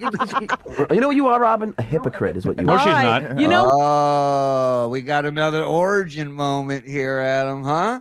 Yeah, and Howard is making him feel bad, and he just turns to her, like you said, because how he feels about women, and he can't stand it, so he just lashes out at her, which is heartbreaking. What? I told you I needed to have a long conversation with you because you are an idiot and I have to write things down for you. No. You're so dumb. No, I ain't so dumb. You just like... I ain't so dumb. I'm smart. I can run things. I ain't so dumb. Chocolate baby. John, go to the airport. John, pick this guy up. And I have to write things down for you. No. You're so dumb. No, I ain't so dumb. You just like... I tell you, you got a face on the back of your head. I'm telling you do. Right. I'm telling you do. You sit in there and you watch. And that's performative, John, too, in there, right? He's looking over at Howard to see if Howard's digging it, buying into it. She's got a face on the back of her head. Even about the other thing he started yelling. Even about the other thing that you started yelling at me about. To ask that question in front of Gary and me, number one. Whoever told you to barge into Howard's office when he's working on a movie? I'm not saying you told me to barge in, but you just... And he's finishing up the show, and he's trying to have wipe yourself from the whole thing. To talk about yourself. I just asked you for your advice. You said... How many times have I told you you're selfish and you're stupid? Well, you know...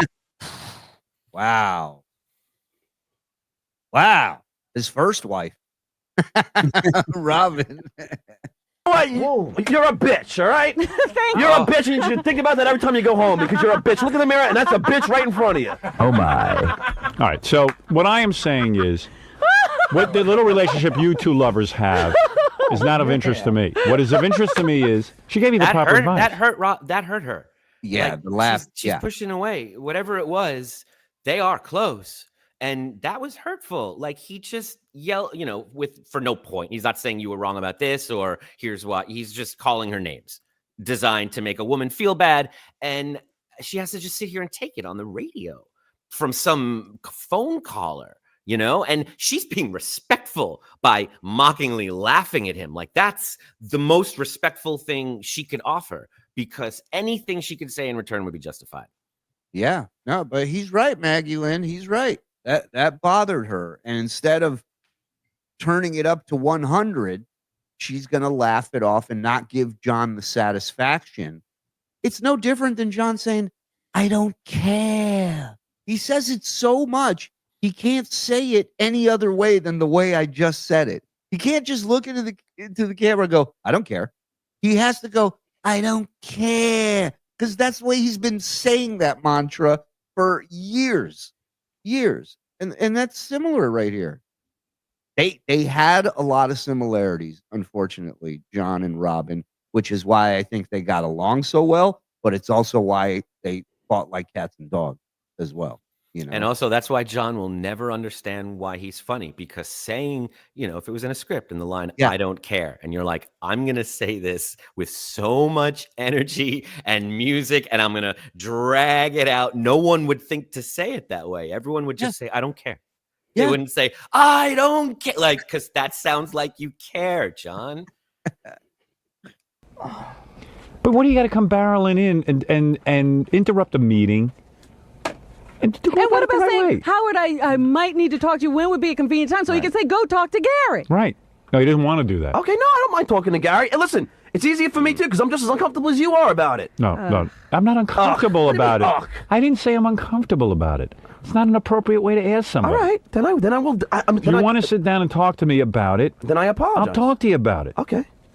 All right, I admit maybe it was... And Gary's going to be fired if that keeps happening. What do you think of that? No. Listen, I was waiting for this to turn on Gary, because Gary went hard in the paint for John. It was like, I'm going to list a couple of examples why this is kind of your fault, Howard. And I'm like, Howard's going to fucking snap here in a second. It's why Gary still works there. He loved him to a point. But when it came down to self-preservation, he was like, no, I'm only going to play this game for so long. Like, there is reality that we're all in and you're not. Yeah. All right.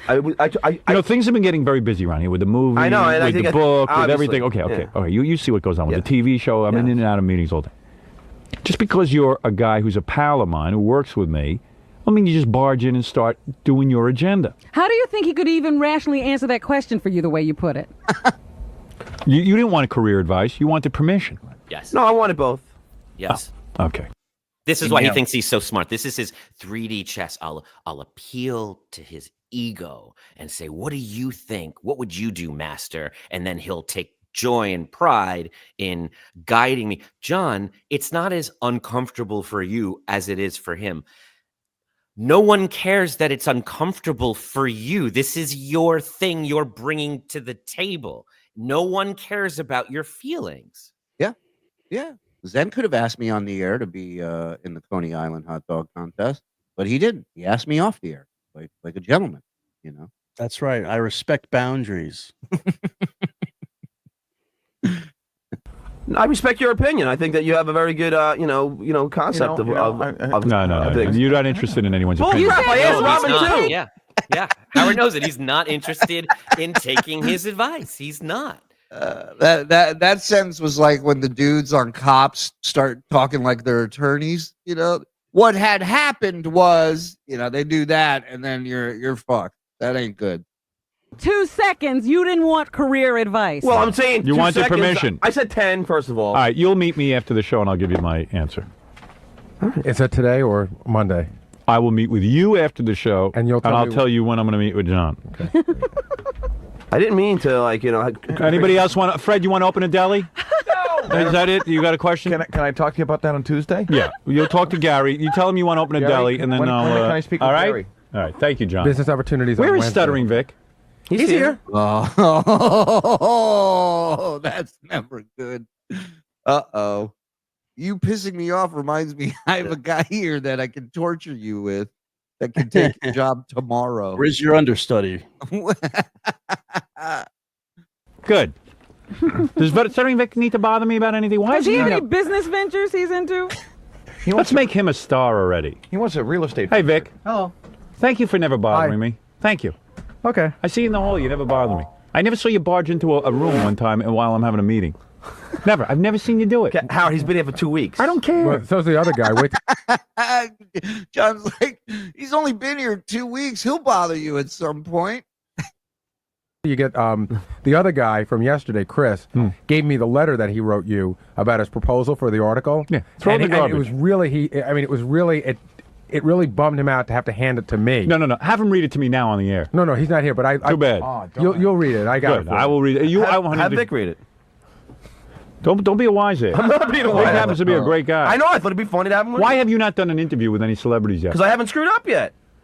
You have. Well, he hasn't when are you gone gonna out start doing? since. When are you going to go out and do interviews? Didn't you have one last night? As soon as possible. Assign him, Gary. Assign him some interview to do. Wait a second. We had a deal. What are you going to go back on your deal? Yeah. You're going to. Yeah. You can act up professionally. He'll break the rules. You break the rules. I'll break the How rules. did I break the rules? What rule did I break? You barge in on meetings. Howard, Gary was getting done. I said, Howard, can I All right. Thank you, Vic. What have you got to tell me? Anything? No. Okay, good. You just hung up on him in studio. That was great. That's what I want. That's all I want. No If problem. you have something to say, you can feel free to use the microphone. All right? Here it is. Here's your comic book right here. That's John throwing daggers at Vic. Vic, to be a Robin. I can't hear you. To be a Robin. Robin. Yeah. Robin gave you the best advice. She told you were stupid. I know. And selfish. And selfish, which is very funny. Why is All that right. funny? But I never said that to you. Well, Robin, I'm selfish. Well, you know I'm a what? selfish person. The reason you go around doing the Don't things that you point at do me. is because you don't remember what. And it's, again, he's trying to do a bit, but there is a part of him that doesn't want any woman pointing at him or pointing out his mistakes, his flaws, his inabilities, if you will. Yeah, I say- or being called selfish or anything that he doesn't like to hear. Yeah, He any of those remembered things. that. It has nothing to do with what he's there for. It's not what he's talking about. This isn't getting him closer to his comic book. But he remembered that selfish bit.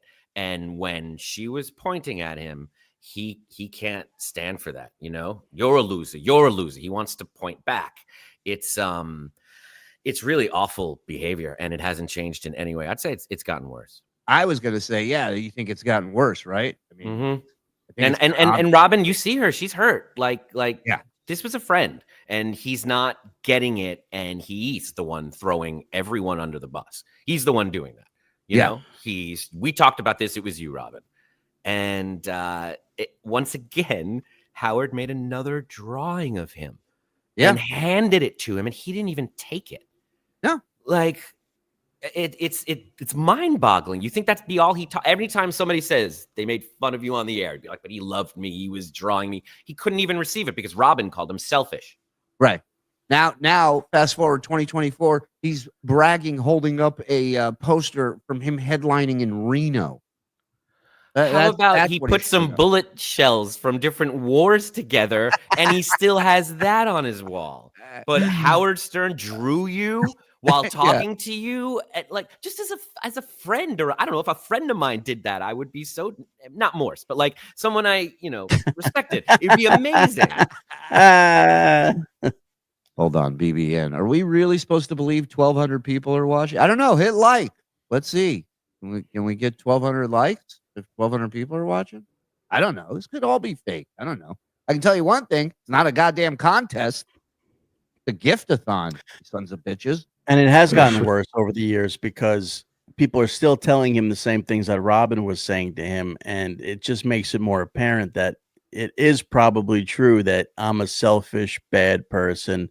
I don't take responsibility for my actions. And that's, if you want to get him, that's what got to him when Artie said to him he wasn't funny, he wasn't a good comic. Anything that he knows in his heart that's true, he just can't handle it, man. He just loses his mind. These old website posts from his website were on Dabbleverse Anonymous recently. I don't know if you talked about them, but he was describing his time at the Tonight Show, and it's very clear he didn't write anything. He wasn't a writer. He wasn't in the guild. He wasn't a part of that group on the show. He was a part of some other group. So yeah, he's real sensitive about being called a writer because he knows in his heart that he was not. So I guess it's why he points to the credits, because how could that be true if I have this credit? I don't know, John. You tell me. It's pretty amazing. Just own that instead of pretending to cosplay as a writer. Yeah, you know how many more people would like if he just goes, I don't know what the hell I would. Can you believe it? Can you believe it? You go, what the fuck? You know? And now I'm in rehab.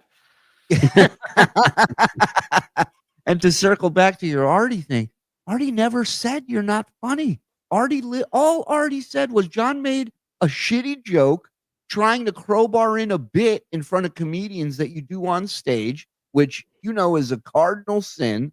And he did it in such a shitty way. And all Artie said was, "Is that in your act?" That's all he said. And from there, it was like, "Oh, you're going to drink some more bleach?" Yeah. You have to hear this. It's a perfect time capsule. When John had his little radio show after, that little hour of songs, Sal pranked him. Have you heard this? Yeah, we played it. We played it on Rico the other night. It's everything. It's like, it feels like The Simpsons. Sal, gets him to think he's a caller and that he likes the band. And right at the end, he's like, "Your album sucks." Yeah. And John's reaction is like, he's like, "Oh, I thought you liked me." Like, there's no sense of, he's the prank king. And all he said was, your album sucks. And he's like, "Why would you do that to me?" There's no humor in his voice. He's so hurt. Why? It was going so well. And now you did that. Anyway, back to me talking about how, Gary's kid is going to look like a dog. Yeah. Well, it went from Sal going, "We use your CD as a coaster." There it is. To him talking about his mother's pussy. And it's just like, that jump has always been there. Ouch, you cut me. Now I'm going to hit you with a truck. It's like.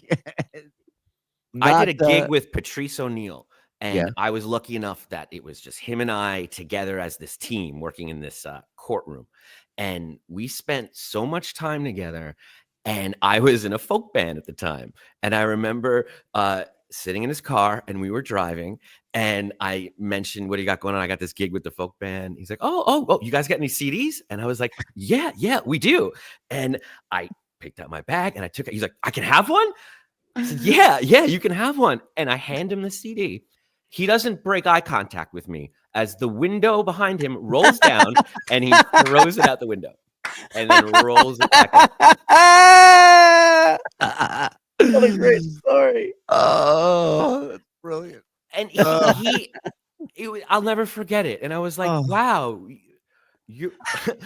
we get along. Like, you're comfortable. And he even he said something like, "I gave Attell my CD and he pissed on it. Don't feel bad." I didn't feel bad. I was so honored. Like, that's the joke. That's the bit. Why can't John appreciate that? That's a Rickles, It's why I love the O&A when like Colin Quinn, Voss, Bobby Kelly, they're all in there. And it's just, as somebody just starts saying something, Colin goes, "Shut up," and it just starts yelling, "You're nothing," they're just going off on each other. It's the best. It's the best, man, when it's done right.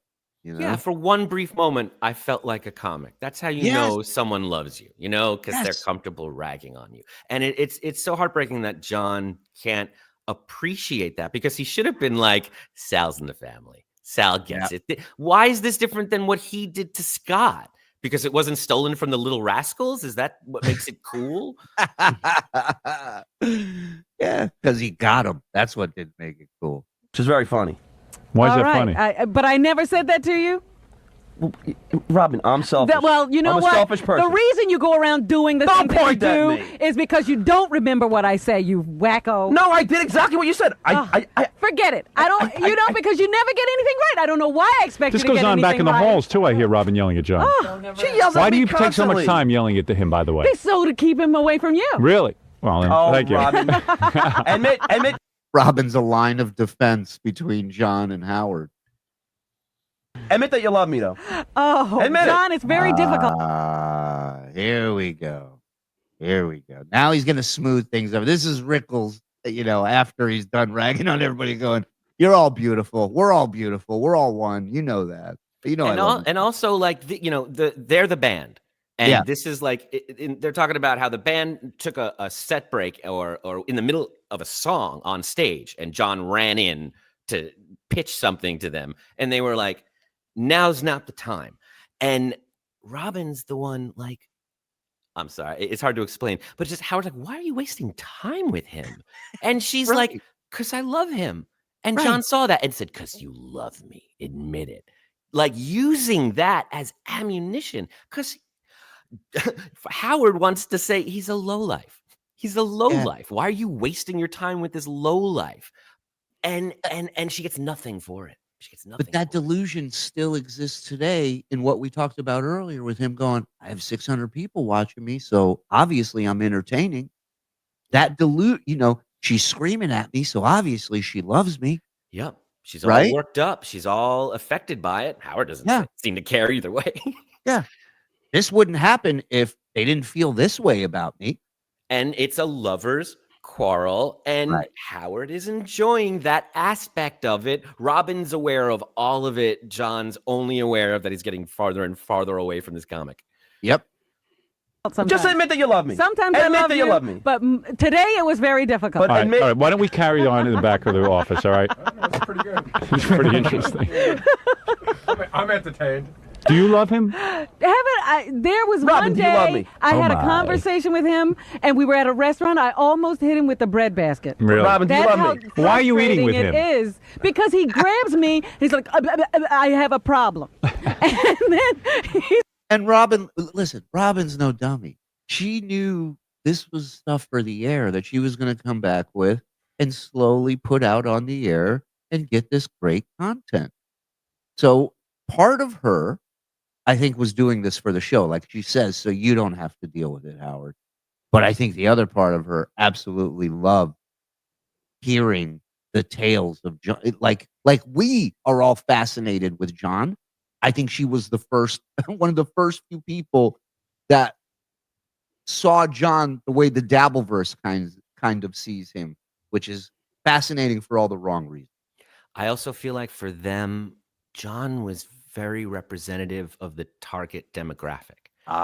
So keeping him and hearing what he likes and how he feels about things was helpful to grasp tone. Let him be real. Let's see what he really thinks, which is all kindness and love, like you say. It really is. And just taking that and using it against them. But you're nice to me. But you're a nice person. So let me punish you for that. What is it? I really need to talk to you. You don't want to speak to Chris, the intern, about his proposal, do you? Not yet.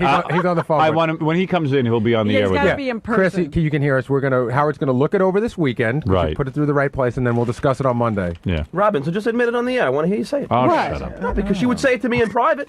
He twists Have my you told arm. him in private that you love him? Yes, she has. Yes, she has. Have you? Robin, So this is early doxing. If we really take a step back and think about it, private conversation off the air. No reason to bring this up. It's really doesn't make or break whatever the fuck we've been discussing. John made the mistake. John got caught with another project that Howard now has to get involved in. Well, it is, but it isn't, because one, they're both part of the show, and John's doing the right thing by bringing it up on air the same way Robin would. The doxing becomes a problem when some random person in the chat gets doxed, and everybody knows where his address is and what his kids look like and his mom. This is, again, smart John bringing it up where it's supposed to be on Howard's show, where it's going to be used as fodder for the entertainment. Well, more of a deflection than anything. True. To kind of bounce that shot off of him and onto her, right? Yes, but they're both doing it. But that's the name of the game, right? I mean, again, that was what made you good at Stern at that time, was you're able to get everybody in trouble. You got the dirt on this guy. Oh, bring it up during the show. They got nothing going on right now, so let them eat each other. It's great. Yeah, there was something very, very predatory about the way he said, "No, Robin, I want to hear you say it." Yeah. He wasn't like admit we're friends or let's end on a cool note. He was like, I want to dominate you and I want to hear you say it. I want the audience to hear you say that you loved me, because you did say that. And whether you mean it or not, and whether you will after this moment or not, is fucking irrelevant. I just want to hear you say it. Right. Yeah. You're not getting out of my car. You're not getting out of my car until I get that kiss. Yeah, that's what I say. The tone was like, you're not leaving till I hear it. And we really can sum all of this up to the same thing that plagues him and is the crux of all of these old Howard clips that we watch. It's not what you did, John. It's how you did it. That's what everyone keeps saying about the Leno thing, about this. It's how you go about it. It's not what you do. And you keep pointing to the thing, and they keep pointing to the delivery, and it never meets in the middle.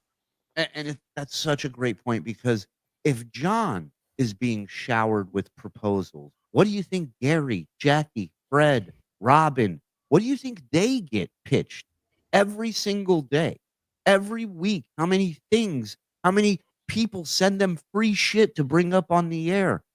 And yet none of them have this issue with how, maybe Jackie every now and then with the hotels and stuff, but none of them ever tried to pull off the shit that John tried to pull off multiple times.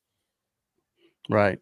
Robin, you're so talented, Robin. You don't really need all this. Come on. You can be doing other stuff. Fred, you're so funny. You're the funny guy on the show. Come on. Yeah. This is true, Julian. Shuli's just jealous because nobody wants him in a comic book. That is true. Nobody's ever asked. I hate to break it to you, but Shuli isn't a comic book. We have him. So I'll show that next time. Okay, thank you. Appreciate it. The lie? Go ahead, swear on your mother's life. But you want her dead anyway, so it doesn't even Swear count. on my mother. Oh, please give her something that's worth something. I know. Yeah, her mother let her father be awful to her, and he goes, swear on your mother's life.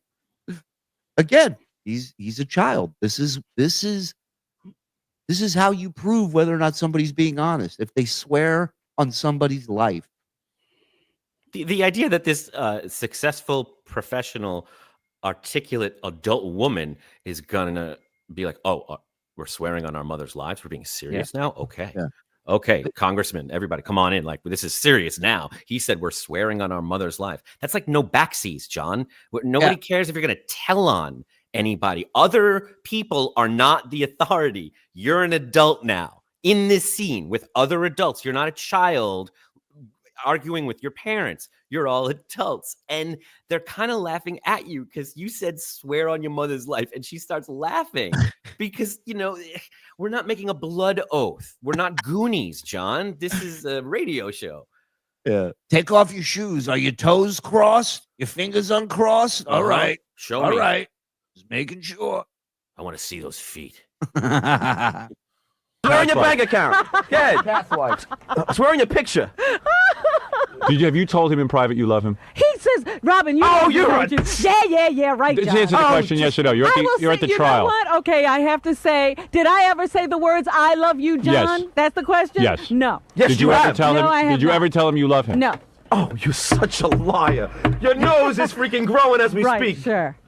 She's lying to you, Howard. She's told me. She sat down. You even said to me, John, I love you, and and your friendship means a lot to me. Again, this goes back to the Richard Lewis telling him, you're genius. This is all genius. It's all how John wants to interpret it.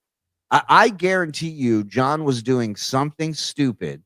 Robin was having a conversation with him, and again, treating him with kid gloves like everybody does, goes, John, I love you, but you're doing the wrong, this isn't right. You should do this, do that.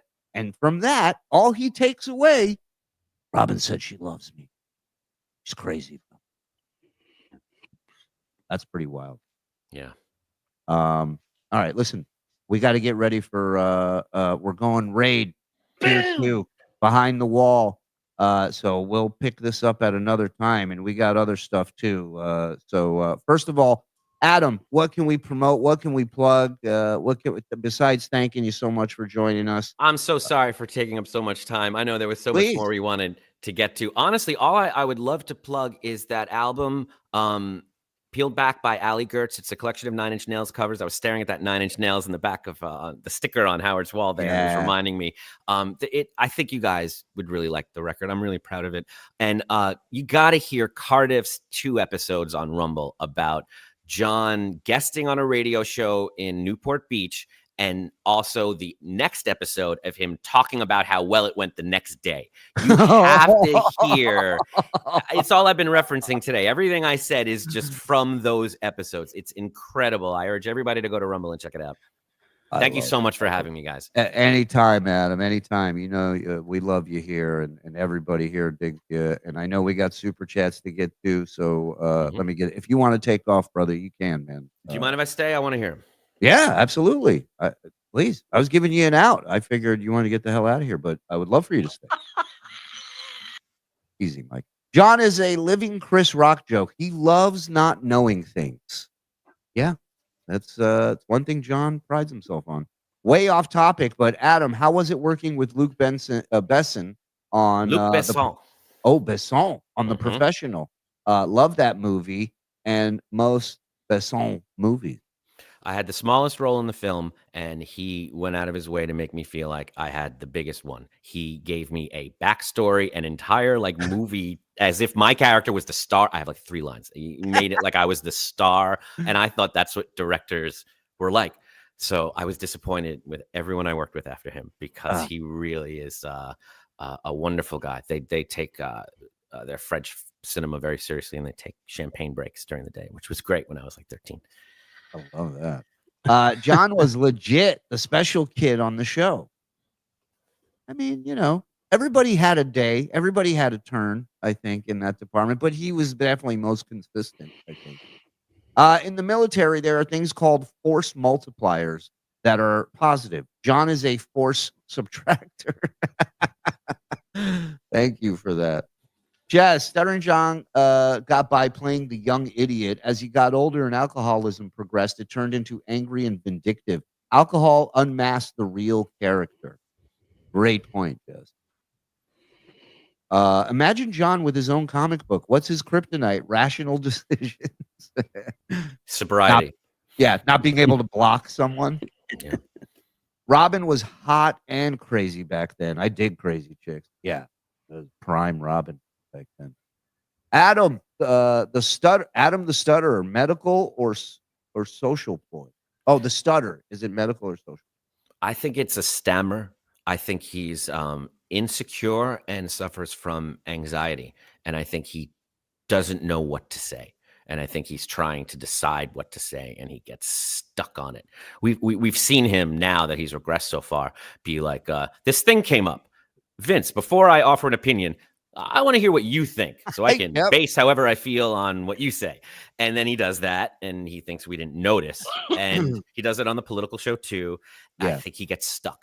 And that's really all it is. It's just, we're all capable of it. We're all capable of having those moments, but his have gone on for so long. It's really, and alcohol numbs it. Like when he drinks, it goes away. So you can watch the progression of his alcohol grow as his stutter completely disappears because he's drunk or hungover most of the time. Yep. Dan Catalano, thank you, my friend. Patootie, gifting another membership. And shout out to Josh and Kim, and Adam is fucking great. Amen. Amen. All 3. Adam, you're brilliant. And that's Sunflower Dragon. He's got a lot going on. So he doesn't throw that. She hasn't called anybody here. So. Just got in, and Adam's on. I love that. Obviously, autistic some bitch. Yeah. You spelled artistic wrong. I was past Ove. You were past Ove. Shuli, raid tonight? Absolutely, Nordic. We're done here. We'll do like a 5-minute turnaround. We'll flip the room, clear the tables, and we'll get you a raid tonight. This is how I know Howard wears a wig now. His hair never was so neat and curly. Also, he's 70. That might help too. I wasn't disagreeing with Sensei Adam. I agree. He got to her, and she did what she usually did when someone got to her. Laugh. Yeah. Alan, look at this beady little rat eyes from this tiny subhuman-sized beady eyes, tiny brain, and sneakiness. He'd do anything to survive. Rat boy John. Yeah, he's had that manipulation thing for a while. Damn, Robin was so pissed at John she put the military drill instructor full-handed point on him. Yeah. He served, man. She don't fuck around. This was the 90s. John could have legit had a comic book. Sure. Did Mike leave because his puppet and props didn't have a chair last show? We can all hope, right? Long live the Zenfidels and Shuligans and Adam. Thank you, Rev. We got to come up with a cool name for Adam. Oh, no. Yeah. 90s Robin was such a babe. Fuck John. Adam, you rule, dude. Zach Hoffman, you. Level 72 Wizard, thank you for gifting a 100%. membership. Wow, Mike got super smart. I like it. No, it's not Mike. That's Adam Busch. And speaking of Mike, my future looks bright. He saw a warning from the Johnsons. They don't lose. Well, Mike says, guess what? I don't fucking lose. How about 50 Suck more? my dick. I'll suck your dick. I'll suck your dick. I eat cock. Oh, hey, beautiful man meat. I'm coming, Jesus. How are you, penis? I haven't seen you in a while. Bush bitches, bushwhackers. Bushwhackers is not bad. Bush babies. Bushels. The bushels. Bushels. How about the atomizers? How about the Adam's apples? Let's not forget about the first one. It's focusing too much. Clearly, Adam hates all of these. So keep them coming. I'm just hoping if I stay quiet, it'll all go away. Adam's like, I don't care. I don't care. Froggy, from now on, let's pop his the 9 Inch Nails album in the description when we do shows. Oh, that would be awesome. Thank you. You can always promote Adam's stuff for him. And Adam, thank you so much, man. We love when you pop in and join us. And thank you for your time. And to the rest of you, we'll see you in a little bit here on little, whatchamacallit, little raid. What do you say, huh? If you're not signed up to tier 2, I know a ton of people gifted a ton of memberships tonight. Thank you. The gift-a-thon is raging. We appreciate it. If you didn't get a gifted membership, well, it really doesn't matter because the tier 2 show. So sign up now, and we'll see you in about 5 minutes. Yeah? Maybe 10. All right. We'll be back. Sex. Bye.